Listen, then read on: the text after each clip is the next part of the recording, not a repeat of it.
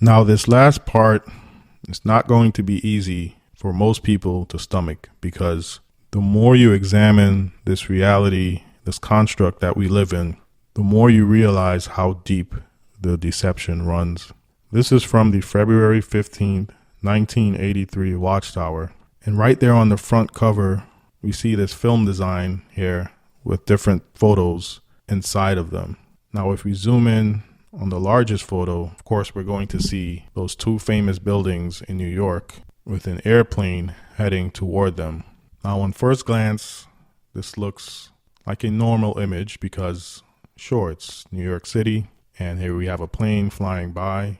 But notice that the plane is flying toward the buildings, not away.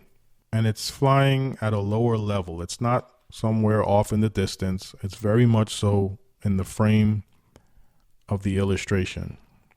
A bit too close to the buildings, you might say.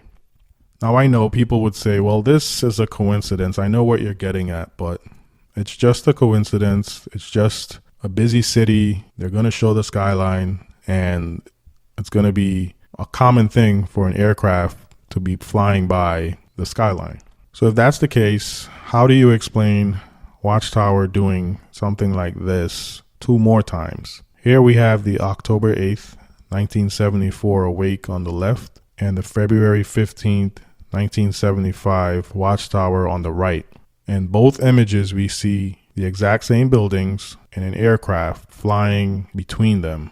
And on the image on the right, of course, we have here what seems to be some type of nuclear weapon. So they're putting fear into the people. So they're trying to show that technology has advanced because we have airplanes, we have cars, and we have rockets and nuclear weapons.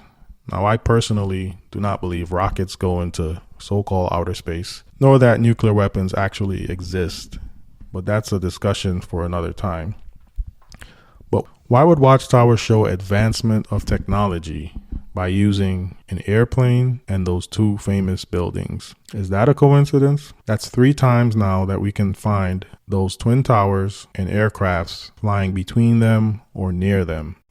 Now, you might ask yourself, well, even if this is not a coincidence, could it be that someone from the governing body wrote down to the writing department, the illustration department, and said, we're going to want to portray technology's advancement as buildings and airplanes, and it has to be those twin tower buildings?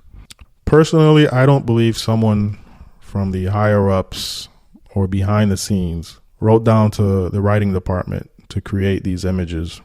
Now, some people look into what's called predictive programming, and I myself had studied this in the past, where certain cartoons or certain TV shows may forecast what will happen on a specific date. And I won't argue with anyone that claims this to be predictive programming, but I personally believe something more is happening with reality, where reality sees to it that these things are printed one way or another. Now, in some cases, I do believe that organizations like those behind the scenes, those in power, create these predictive programming TV shows, or they insert certain things into programming to program the people. However, this is one of those things where it's been found way too many times, not just in Watchtower literature, but I'll be playing a clip at the end of this presentation to show how abundant this symbology of a plane and 2 buildings has been found throughout